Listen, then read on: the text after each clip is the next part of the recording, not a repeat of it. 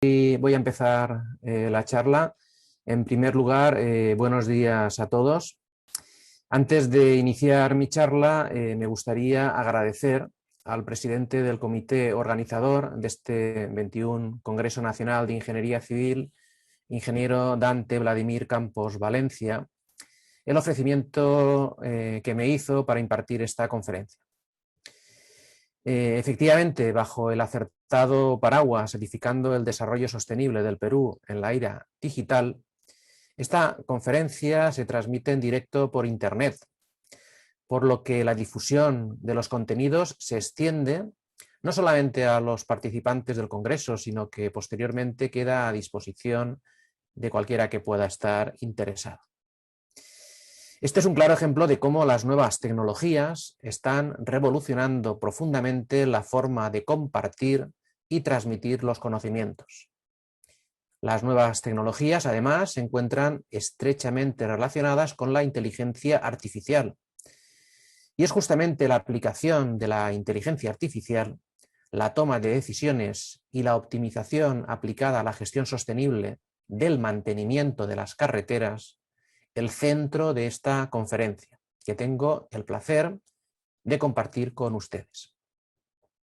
Posteriormente tendremos ocasión de contestar algunas de las preguntas de la audiencia, que creo puede ser lo más interesante de la conferencia.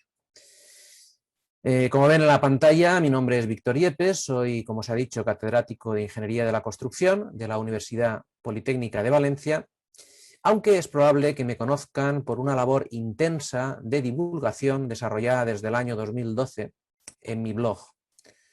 En este momento, dicho blog tiene unas 5.000 visitas diarias y ha superado ampliamente los 1.500 artículos publicados. Sin embargo, la conferencia se va a centrar en los trabajos realizados por nuestro grupo de investigación.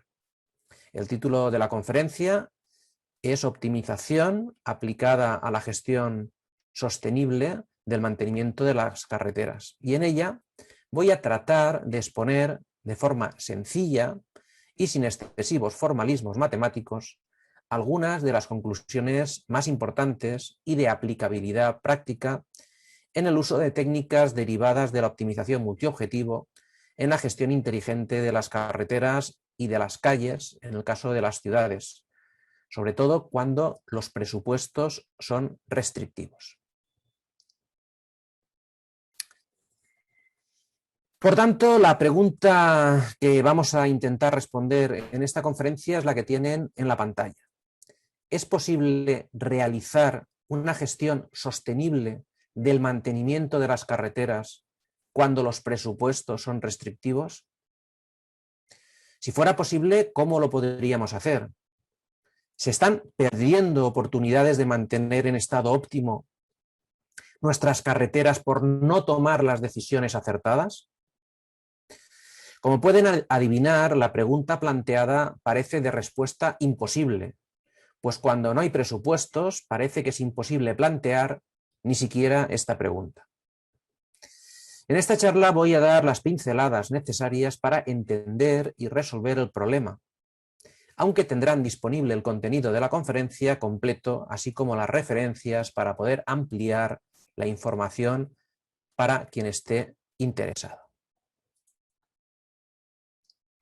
Vamos pues a empezar el argumento para responder a la pregunta planteada. Todos estaremos de acuerdo en que preservar las infraestructuras en un estado adecuado de conservación y mantenimiento es una necesidad de primer orden en cualquier sociedad. Sin embargo, por motivos que a veces son estructurales y otros coyunturales, los responsables de esta tarea no prestan ni la atención suficiente ni los recursos necesarios. Parece que la inversión en conservación de los activos, en este caso infraestructuras como son las carreteras, siempre ha sido insuficiente, incluso en países desarrollados. ¿Cuáles son las razones de esta infrafinanciación en la conservación y el mantenimiento de las carreteras? Una de las primeras evidencias empíricas que tenemos es que el desarrollo económico que tuvo lugar en países como España en la última parte del siglo XX se centró, en el caso de las carreteras, en ampliar la red para apoyar dicho desarrollo. La inversión en nuevas infraestructuras, por tanto, era prioritario frente al mantenimiento. Pero vamos a profundizar algo más en el problema. Si bien es cierto que estas nuevas infraestructuras nacen con un periodo de vida relativamente largo, no es menos cierto que una parte significativa de dicha infraestructura está empezando a notar el paso del tiempo. Es más, parece que podemos vivir dentro de un horizonte no tan lejano un verdadero colapso en los niveles de servicio prestados por estos activos. Lo peor de todo ello es que estas infraestructuras se financiaron a largo plazo y la siguiente generación puede encontrarse con la sorpresa de tener que pagar por unas infraestructuras con pésimos niveles de servicio. Todo ello nos lleva a la cuestión central del problema, la urgente necesidad de tener un plan racional con recursos suficientes para mantener las infraestructuras básicas de cualquier país. En la pantalla podemos ver una gráfica donde se representa no solo la degradación del estado o de las prestaciones de una carretera, sino las distintas estrategias que se tienen al alcance para modificar dicho deterioro. Aquí tenemos en abscisas y en ordenadas el estado, las prestaciones y la vida del activo, el tiempo. Una de las primeras estrategias es la denominada estrategia preventiva o proactiva, que tiene como objetivo mantener en el tiempo el estado físico del elemento. Se trata de evitar que nuestra infraestructura alcance niveles de deterioro tan elevados que puedan afectar a su funcionalidad y entonces disparar los costes de reparación. Estas actuaciones normalmente son de alcance y coste limitado y se realizan de forma periódica en función de la evolución observada o incluso de una forma programada antes de que el defecto se llegue a manifestar. Aquí tenemos cómo se puede observar esa conservación preventiva. Otra estrategia es la estrategia correctiva o reactiva. A diferencia de la anterior, es la que deja al elemento que se deteriore hasta el límite, en cuyo momento se realizan las intervenciones de gran calado, como por ejemplo grandes rehabilitaciones integrales o estructurales, que lo devuelven o intentan devolver a su estado original. Sin embargo, son actuaciones de mayor coste, aunque más dilatadas en el tiempo. Aquí tenemos, por ejemplo, la rehabilitación. Por último, se podría optar por un deterioro controlado hasta la retirada. En este caso, se pasa directamente a retirar el elemento cuando ha alcanzado su vida útil de servicio y se sustituye por otro similar. Durante este periodo no se hace nada, no se interviene, o si se hace mínimamente para no afectar la funcionalidad. ¿Cuál es la mejor estrategia? La estrategia óptima no es evidente a simple vista, pues depende tanto de factores endógenos, como son las características constructivas de la carretera, la edad, etcétera, como por factores exógenos, como son las condiciones climáticas, el nivel de tráfico, etcétera. Y por tanto no se puede generalizar. Este problema, por consiguiente, es uno de los focos más importantes de nuestro grupo de investigación. Pero el problema se hace más complejo cuando se tienen en cuenta los costes de los usuarios. En efecto, las características de la carretera y el nivel y la composición de la demanda de tráfico influyen en los costes de los usuarios. Por ejemplo, un mal estado del pavimento incrementa claramente el coste soportado por el usuario. Y lo que es peor, un estado subóptimo de la infraestructura debido a una conservación reactiva tiene como consecuencia el incremento en el riesgo de accidentes, la reducción de la velocidad de los vehículos, las restricciones de paso y la elección de los usuarios de itinerarios alternativos con un mayor tiempo de recorrido. Insisto en este punto. Una conservación deficiente genera mayores costes a los usuarios que se traducen en tiempos de viaje, costes en el vehículo y accidentes de tráfico. Aunque estos costes raramente se contabilizan en el capítulo de las inversiones y del mantenimiento. En la figura podemos ver cómo existe un hipotético nivel de conservación óptimo que minimiza los costes totales del transporte. Teniendo en cuenta el coste del usuario, vemos que es decreciente con el nivel de conservación, el coste de conservación y el coste de construcción. Sin una estrategia clara de conservación, los responsables de una red de carreteras suelen utilizar una conservación correctiva, que tiene un aparente ahorro económico en el corto plazo, pero que traslada al futuro unos costes que pueden ser muy elevados tanto para los contribuyentes como para los usuarios. Todo lo que hemos visto anteriormente justifica la necesidad de un sistema de gestión de infraestructuras, tal y conforme se puede ver en la pantalla. El proceso es el siguiente. Se parte de un conjunto de datos establecidos a nivel estratégico en el que se definen los objetivos y las políticas de la gestión, así como el presupuesto.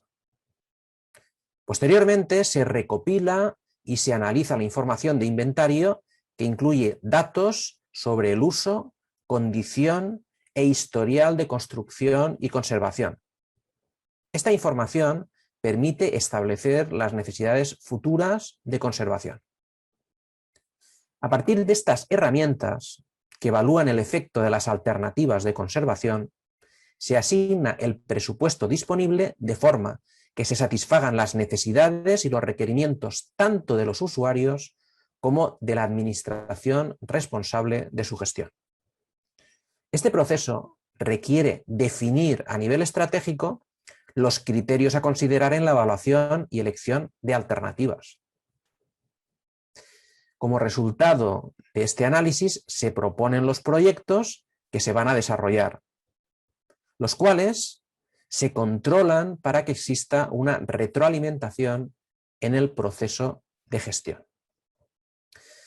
Dentro de este esquema general, nuestro grupo de investigación se ha centrado en este recuadro que tenemos marcado en rojo. Se trata de un problema muy complejo de asignación de presupuesto, de evaluación de alternativas y de optimización de los programas de conservación. Estamos hablando a nivel de investigación, pero una investigación aplicada, es decir, que no se trata de una investigación puramente teórica, es perfectamente aplicable. Bien, para ver todo esto necesitamos explicar una serie de conceptos. Cuando los recursos son escasos, cosa que parece lo habitual, hay que centrar bien el problema de la toma eficiente de decisiones en la gestión inteligente de las infraestructuras. Para ello necesitamos entender la diferencia entre los indicadores de estado o condición, estos de aquí, respecto a los indicadores de prestación o rendimiento. El estado o condición de una infraestructura se define como su estado físico que puede afectar o no a sus prestaciones. En cambio, la prestación o el rendimiento se define como la capacidad de la infraestructura para proveer de un determinado nivel de servicio a los usuarios. Se llaman a veces prestaciones funcionales e indican el nivel de habilitación que tiene una infraestructura para desarrollar su función principal, que es la prestación del servicio. Aunque también se podrían incluir otras características o efectos que no estén directamente relacionados con el servicio prestado a los usuarios.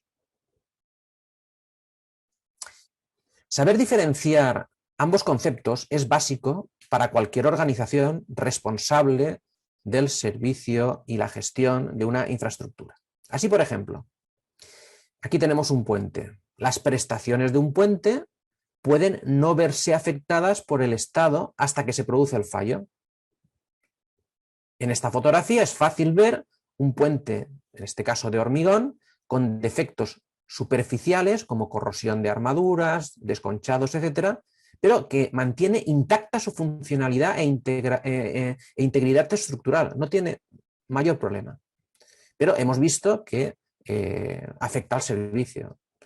Aquí podría darse el caso, pues en esta fotografía, de un puente en muy buen estado que no es capaz de soportar determinadas cargas o que impone, como es el caso, restricciones de gálibo que afectan al tráfico. Aquí esta fotografía, pues podemos ver el bien llamado puente tragacamiones que está en Leganés. Pero, ¿cuáles son las razones para disponer de indicadores en la gestión de las infraestructuras? Son imprescindibles para tomar decisiones que afectan a estos activos. Permiten identificar las necesidades de intervención, proporcionan la guía de los procesos y criterios en la toma de decisiones y son los elementos que permiten controlar el progreso hacia los objetivos y metas trazados por la organización responsable de la gestión. En el caso de una carretera, los indicadores utilizados en su gestión se suelen agrupar en diferentes categorías que corresponden con los objetivos de la organización. Se podrían considerar, entre otros, los siguientes: conservación de la carretera, seguridad vial, movilidad y accesibilidad, medio ambiente, operaciones y mantenimiento y eficiencia económica. Si se disponen de mediciones de dichos indicadores de estado de prestaciones, podemos comparar sus valores con determinados estándares, umbrales o niveles mínimos. Esta información es determinante en la identificación de las necesidades de intervención y, por tanto, catalizan todo el proceso posterior de selección de intervenciones y asignación de recursos económicos. ¿Pero qué indicadores vamos a utilizar? Como vamos a tener ocasión de comprobar, existen una multitud de ellos. Todos ellos sirven de espejo para comprobar si se cumplen las condiciones básicas de una carretera. Dichas funciones básicas pasan por poseer una capacidad estructural suficiente para soportar las cargas, presentar un nivel de servicio adecuado bajo el punto de vista del usuario y garantizar la seguridad en todo momento. En consecuencia, el estado y las prestaciones de una carretera varían a lo largo del tiempo debido a solicitaciones directas o indirectas, como puede ser el tráfico o el clima. Y por tanto se debe evaluar periódicamente el estado de la carretera para garantizar las funciones que antes hemos definido. Dentro de la gestión de una carretera llamaremos evaluación técnica al proceso que pasa por recoger datos, evaluar la infraestructura a través de un indicador y predecir la condición futura de la carretera mediante un modelo de comportamiento. La primera fase de la evaluación técnica implica examinar las características de una carretera tanto desde el punto de vista funcional como estructural. Existen para ello distintos tipos de indicadores. Estos indicadores se correlacionan entre ellos para comparar los valores cuando se utilizan distintas metodologías de medición. Si se evalúa la funcionalidad del pavimento, se puede medir el nivel de servicio o la seguridad. Por otra parte, la evaluación estructural mide la capacidad de soporte del pavimento. Para ello, se pueden medir propiedades mecánicas como son las deflexiones y las deformaciones o bien el deterioro superficial, agrietamiento, defectos superficiales o deformación del pavimento. En la pantalla vemos un mapa conceptual que explica algunos de los indicadores más frecuentemente utilizados en la evaluación técnica de pavimentos. Vamos a analizar con mayor detalle este mapa conceptual. El nivel de servicio mide la capacidad del pavimento para servir al tránsito ofreciendo un nivel de calidad adecuado, en este caso a los usuarios. Por tanto, se trata de una percepción subjetiva basada en la comodidad. Esta percepción se relaciona habitualmente con la regularidad superficial, que se puede medir con distintos indicadores. Hoy en día el IRI, el Índice Internacional de Rugosidad, es el indicador más importante y se evalúa a partir del perfil longitudinal del pavimento. El nivel de seguridad de una carretera depende de múltiples factores, como son el diseño geométrico, la señalización o las características de los vehículos, entre otros muchos. Sin embargo, para medir la seguridad del pavimento se suele utilizar la textura y la resistencia al deslizamiento. Es el llamado coeficiente de fricción internacional, IFI. Hay que tener en cuenta en este caso que la resistencia al deslizamiento no solo depende de la textura del pavimento, sino que también depende de las características de los neumáticos y de las condiciones del vehículo. Pero si se tiene que medir la condición del pavimento, deberemos centrarnos en la microtextura, que influye fuertemente en el deslizamiento de vehículos a baja velocidad sobre superficies mojadas, y también en la macrotextura, que facilita el drenaje del agua y que ofrece resistencia al deslizamiento en vehículos de alta velocidad sobre pavimentos mojados.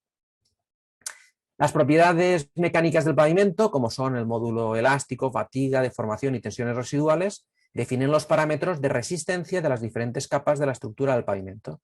Sin embargo, el indicador más utilizado para evaluar esta capacidad estructural es la medición de las deflexiones, que es la deformación elástica de un pavimento al paso de una carga. Por otra parte, el deterioro superficial se hace patente con las grietas, defectos superficiales y deformaciones del pavimento, así como en los defectos de los tratamientos o reparaciones realizadas. Suele medirse mediante una inspección visual, que puede ser manual o automática. Sin embargo, aunque todos estos indicadores expuestos son de interés en la toma de decisiones, también es cierto que resulta conveniente de utilizar indicadores compuestos que permitan simplificar la información. Se trata de combinar los indicadores individuales para simplificar la toma de decisiones.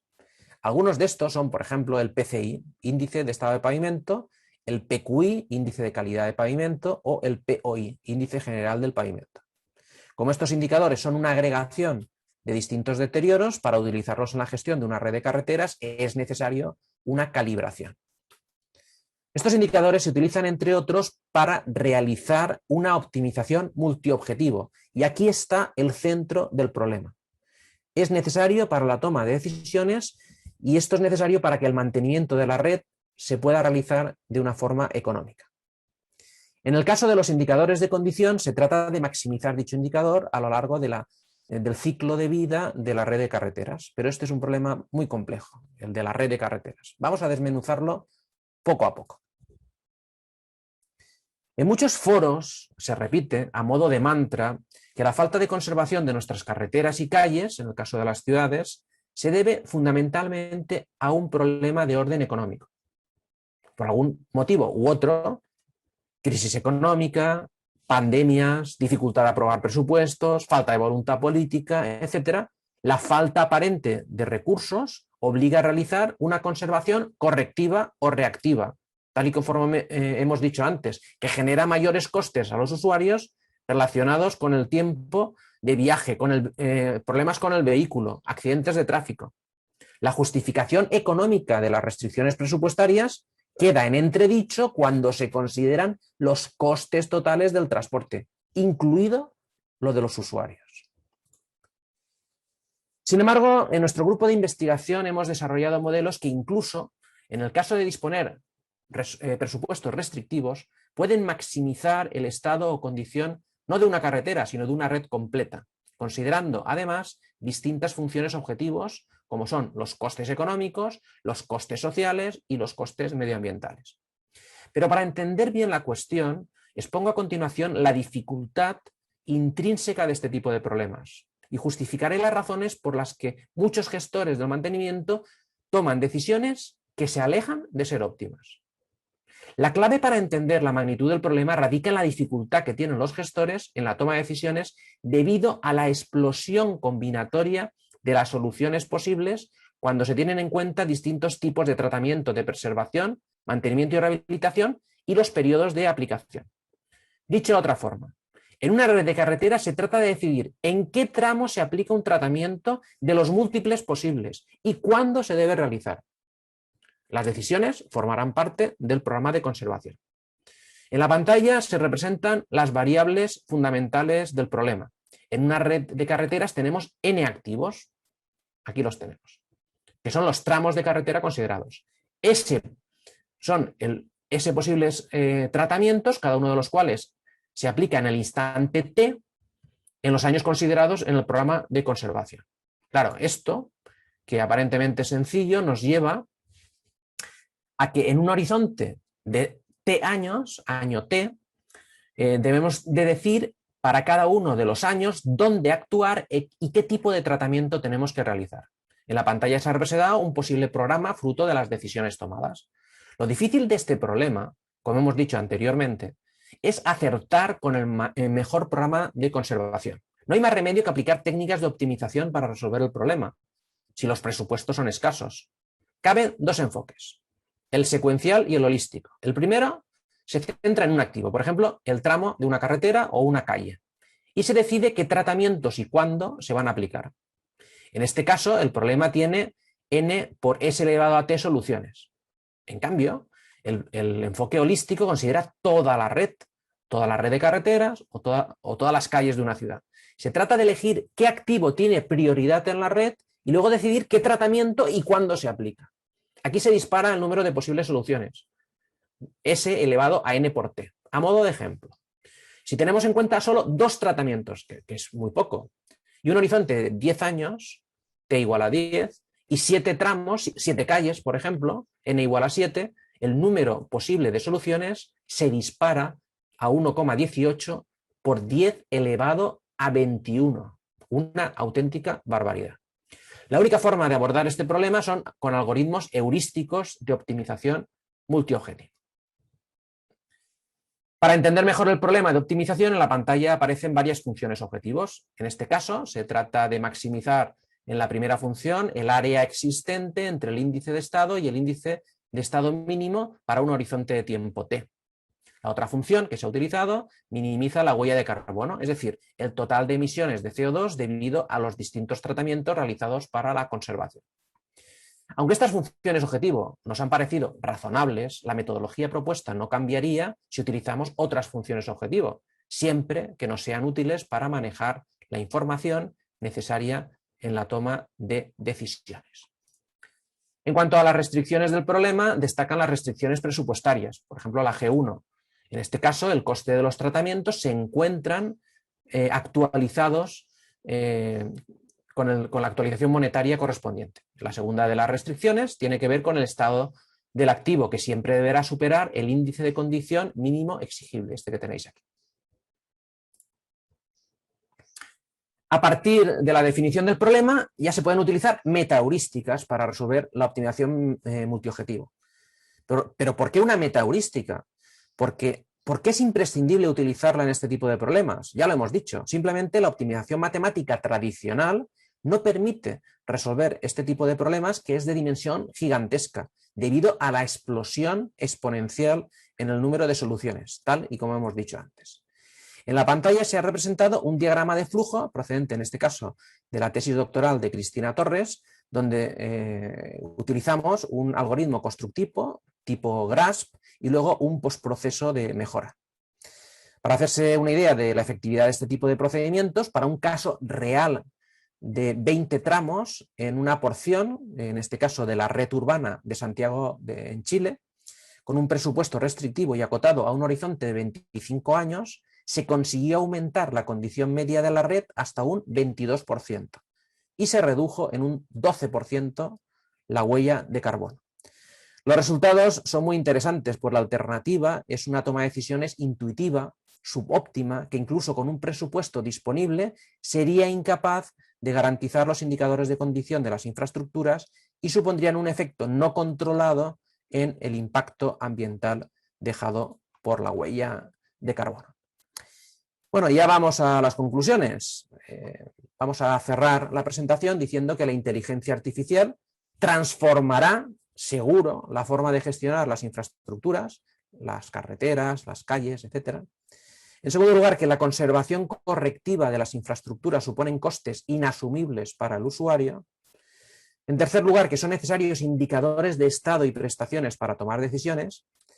Y por último, que la optimización heurística es capaz de encontrar soluciones óptimas que maximicen la condición de las infraestructuras y reduzcan los impactos sociales y ambientales.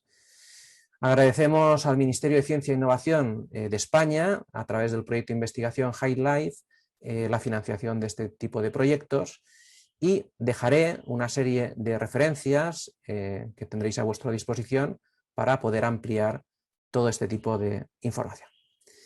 Y nada más, esta es mi presentación. Estoy abierto a cualquier tipo de preguntas. Bien, solicitamos las consultas para que el ingeniero pueda absolverlas. ¿Tendrán alguna consulta los espectadores?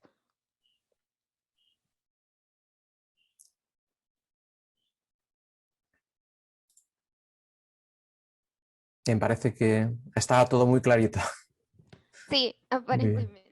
Bien, ingeniero, bueno, el 21 Congreso de Ingeniería Civil quiere agradecerle por su ponencia. Muchas gracias por impartir todo su conocimiento el día de hoy.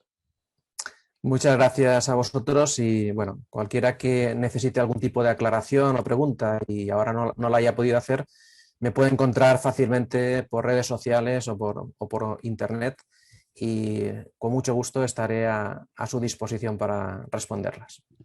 Ingeniero, justo tenemos una consulta.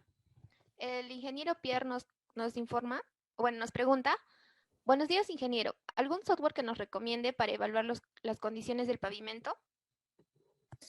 Bien, en la presentación he puesto distintos indicadores, ¿no? Hay indicadores de servicio o de prestación que fundamentalmente tienen que ver con la rugosidad. Eso es bastante habitual, digamos, en carreteras. Suele ser, al menos en España, habitual tener campañas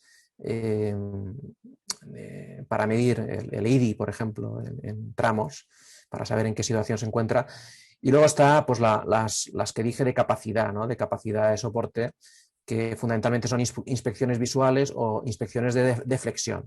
Hay que ver cuánto se deforma la capacidad al paso de una carga. De todas formas, lo más habitual es encontrar o utilizar indicadores compuestos, como alguno de los que os he puesto en la presentación, y la única salvedad con estos indicadores que aglutinan de alguna forma o es una especie de suma agregada de otros indicadores, lo único es que hay que tener cierta precaución en calibrar la metodología de forma que no nos equivoquemos, digamos, en la magnitud de lo que estamos observando, ¿no? Pero vamos, estas ideas que os acabo de dar, lo que nos viene a decir es que cualquier presupuesto y esfuerzo económico que haga cualquier país por intentar tener datos que permitan saber el estado que tiene su infraestructura, sus activos, al final lo que va a suponer es tomar decisiones mejor fundamentadas y lo que es más importante, va a ahorrar dinero al Estado, al país, porque los costes indirectos que no se miden, que tienen que ver con lo que le cuesta al usuario con accidentes de tráfico, demoras en el transporte o incluso en deterioro de los vehículos, es tremendamente importante.